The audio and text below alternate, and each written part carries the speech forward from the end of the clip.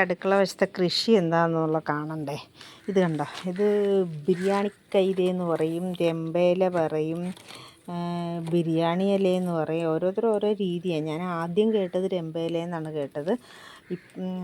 ബിരിയാണി കൈത എന്നുള്ളത് പിന്നെയാണ് ഞാൻ അറിയണത്.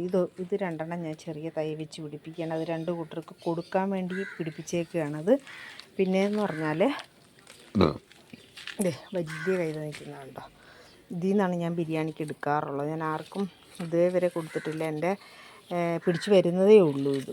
അപ്പോൾ ഇതിൽ നിന്നൊരു ഓലയുടെ പകുതിയാണ് ഞാൻ മുറിച്ച്, ചെറുതായതുകൊണ്ട് പകുതി മുറിച്ച് ഞാൻ എടുത്തിട്ട് ബിരിയാണിക്കകത്ത് ഇടും. നല്ല മണവും നല്ല ടേസ്റ്റുമാണ് ഇതിട്ടാൽ. ഇത് മൈസൂർ മല്ലിച്ചീര. ഇത് രസത്തിന് സാമ്പാറിനുമൊക്കെ മല്ലിയിലയുടെ ആവശ്യങ്ങൾക്കൊക്കെ ഞാൻ ഇതിൽ നിന്നാണ് ഒരു ഇല എടുക്കുന്നത്. ഒരെണ്ണം എടുത്താൽ മതിയാവും. ഇത് വലിയ ചൂടൊക്കെ ഉണ്ടായിരുന്നു, അതൊക്കെ പോയി. ഞാനില്ലായിരുന്നു ഇവിടെ, അപ്പോൾ പോയി ഇതെല്ലാം. അപ്പോൾ അങ്ങനെ ഇതൊക്കെ ഞാനിങ്ങനെ അടുക്കള വശത്ത് വെച്ച് പിടിപ്പിച്ചിട്ടുണ്ട്. പിന്നെ എൻ്റെ കൊച്ചി കുരുമുളകാണ്. ഇതിൽ നിന്ന് ഞാനൊരു 100 ഗ്രാമിന് മുകളിൽ ഞാനിപ്പം ഉണക്കിയെടുത്തു കുരുമുളക്. ഇത് 2 തൈയുണ്ട്. ഞാൻ കുറ്റിക്കുരുമുളക് മേടിച്ച് വെച്ചതാണ്. അപ്പോൾ ഇതിലൊക്കെ ഇപ്പം ഉണ്ട്. ഇപ്പം ഞാൻ പറിച്ച് കഴിഞ്ഞ് രണ്ടാമതായി വരുന്നതേ ഉള്ളൂ കുരുമുളകുകൾ. 2 തൈയാണ് മേടിച്ചത്. അപ്പോൾ എൻ്റെ അടുക്കള വശത്തെ വിശേഷം. ഇന്നലെ കുറേ കാന്താരിയൊക്കെ ഉണ്ടായിരുന്നു. ഒരു 1/2 കിലോ അടുത്തുണ്ടായിരുന്നു കാന്താരി. ഞാൻ കൊടുത്തു. കാന്താരിയല്ല, ഒരു വീഡിയോ ഞാൻ ഇട്ടിരുന്നു. ഒരു ഉണ്ടമുളകാണ് അത്, കാന്താരി പോലെ തന്നെ ഒരു ഉണ്ടമുളക്. അത് ഞാനിവിടെ വന്നിട്ടാണ് ആദ്യമായിട്ട് കാണുന്നത്. പിന്നെ ഈ മുളക് ഇനിയുള്ളതൊക്കെ കിളുന്നാണ്, വലുതായിട്ടില്ല. ഇതൊക്കെ ഞാൻ കൊടുത്തു ഇന്നലെ. ഇതിനകത്തുനിന്നുള്ളതൊക്കെ കൊടുത്തു. കാന്താരിയും കൊടുത്തു. ആ കാന്താരി ഞാൻ ഏതാണെന്ന് കാണിച്ചു തരാം. നിങ്ങൾ കണ്ടിട്ടുള്ളതാണ്. ഇത് ഞാൻ വീഡിയോയിൽ നിങ്ങളെ കാണിച്ചിട്ടുള്ള മുളകാണ്. ഈ മുളക് ഇതുണ്ടായിരുന്നു. എന്തായാലും ഒരു 300 ഗ്രാമോളം ഇതും കിട്ടി. അതും കൊടുത്തു.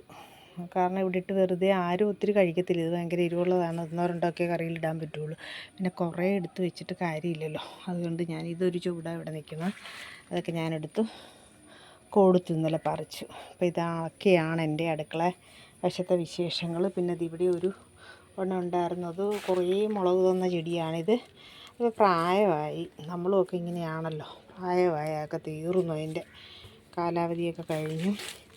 ഇത് ഹനുമാ പച്ചയെന്നാണ് പറയണം, ഹനുമാ പച്ച. ഇത് പൈൽസിന് നല്ല മരുന്നാണിത്. പൈൽസിന് ഇത് ഒരു ദിവസം 7 ഇല വെച്ച് 21 ദിവസം കഴിക്കണമെന്നാണ് പറഞ്ഞത്. ഇത് കഠിന പൈൽസും മാറുമെന്നാണ് പറഞ്ഞത്. അങ്ങനെ ഞാനിത് ആലപ്പുഴ എൻ്റെ ഒരു കൂട്ടുകാരുടെ വീട്ടിൽ നിന്ന് കൊണ്ടുവന്ന് വെച്ച് പിടിപ്പിച്ചാണ്. ഇവിടെ കുറേ ഉണ്ടായിരുന്നു, അതൊക്കെ ഞാൻ പറിച്ച് കളഞ്ഞു. കാരണം കാട് പോലെ പിടിച്ചിട്ടേ പറിക്കലില്ല. പിന്നെ വെറുതെ വെച്ച് ആർക്കെങ്കിലും കൊടുക്കാമല്ലോ അസുഖമുള്ളവർക്ക് എന്നും പറഞ്ഞാണ് ഇത് വെച്ച് പിടിപ്പിച്ചത്. അങ്ങനെ ഇതൊരു മരുന്നാണ്, നല്ലൊരു മരുന്നാണ്. ഹനുമാ പച്ച എന്നാണ് പറയണത്.